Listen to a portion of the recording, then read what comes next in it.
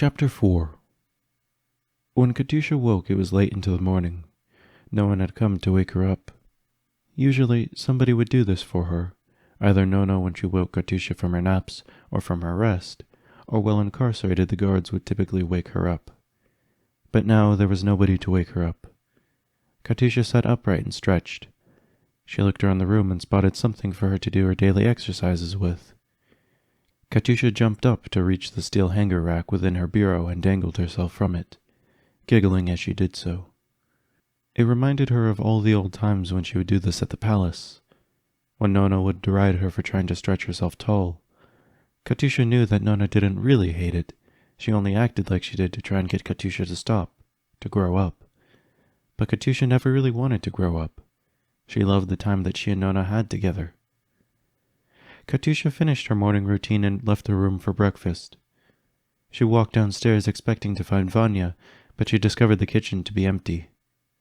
Katyusha decided to look around the house for him. First, she would check the foyer. She'd yet to go into there.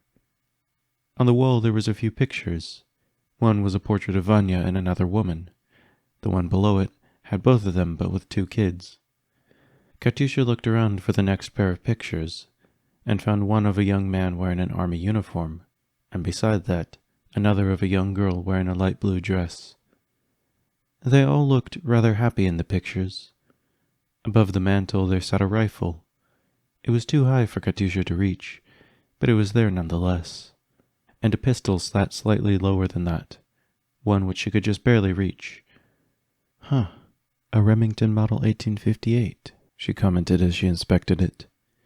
It was strange to see such a unique pistol in their lands. Katyusha recognized the pistol as the one that Vanya had worn yesterday on his belt, and she set it back down. Now Katyusha turned her search upstairs. Moving up the steps, she knocked on the door to the study, but got no response this time. "Vanya?" she asked. "Vanya?" she asked once more. When there was still no reply, Katyusha entered the study and looked around. There was another door in the back of the study, and plenty of things to look at within the study. Since he was gone, Katyusha figured that she could look around for a moment. The first thing she did was walk to Vanya's desk and look at the papers on the table. Most were just meditations or different pieces of literature, nothing of interest. Then she spied the drawers going down the side. Katyusha pulled at the handles, only to find them locked. "Damn," she muttered. Then Katyusha spied another item of interest, a set of dog tags with Vanya's name on them. It also had his date of birth and his rank. Katyusha's jaw dropped as she read it. "Commandant of the Armed Rebellion," she exclaimed in a hushed voice. Katyusha looked around further. She noticed a few paper clippings on the wall. They were from before the war, the first of which stated, "Local hero defends village from new oppressors. Local hero turned sheriff by people's request. Village separates from union. War breaks out." Katyusha looked for more papers, but the clippings seemed to stop at that point. Katyusha looked around and wondered. Could he be... No. Katyusha looked once more at his dog tag. Vanya Alexander. She froze in place as she let it all sink in. At first she didn't know what to do, but then she knew exactly what she needed to do. Katyusha walked back downstairs and took the pistol from the mantel, then returned to the study and approached the door of Vanya. That had to be his room. Her hand quivered as she held the pistol. Sure, she figured that Vanya was some sort of rebel given what the judge had said, and that he dressed like a soldier, and that he had a similar behavior to one. But Vanya Alexander? Revolutionary? Symbol of the people's will? Whatever could a man like him want with Katyusha? Nothing good, certainly. Katyusha opened the door to his room and entered, finding the man asleep, half naked now. On his chest were many scars and a few large divots where it seemed he may have been shot before. He was muscular, though certainly not bulky, and he looked rather disheveled. Katyusha rose the gun to his head and held it tightly as her arm shook violently. She tried to calm herself, but she couldn't. She closed her eyes and said, "Hey, get up." At this point, Vanya rose and quickly looked around only to find Katyusha holding his gun and pointing it at him. He didn't really seem that shocked, but he was upset to see her. "Why are you in my room? And what the hell are you doing with my gun?" he asked. "It's not even loaded." Katyusha dropped it and cowered. Please don't hurt me," she cried. "Hurt you?" he asked. "You're a revolutionary. Not a revolutionary, the revolutionary. You probably want to do something terrible with me. You probably want to skin me alive or torture me or—" "What are you talking about?" asked Vanya. "You're Vanya Alexander, leader of the People's Armed Rebellion," she stated through tears. "The leader of the force that for so long attacked me and my friends and my nation."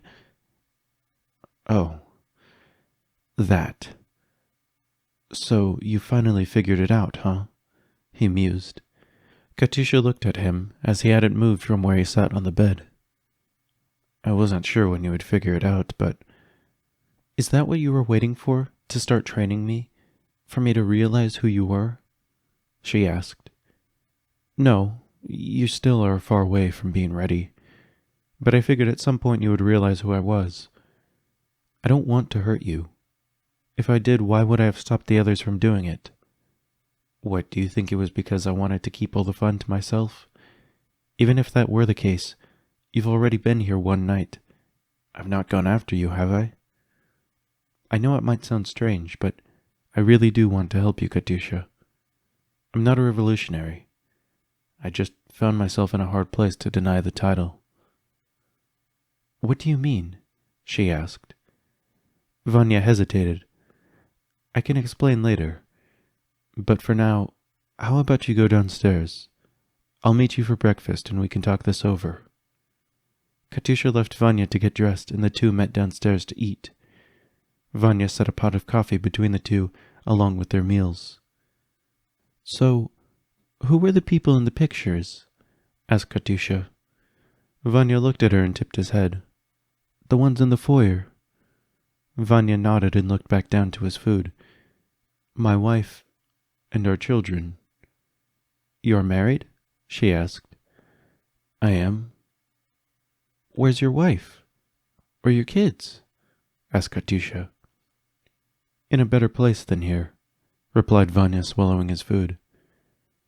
Katyusha wanted to ask more, but she could see clearly that there was pain in Vanya's eyes as he said this. But still, she could not help herself from asking. "Your son, he was in the army. Which—" "He was in an artillery battalion. Which one, I couldn't tell you. He moved around quite a bit during the war. Specialized in working on truck-mounted guns. He worked with armored divisions."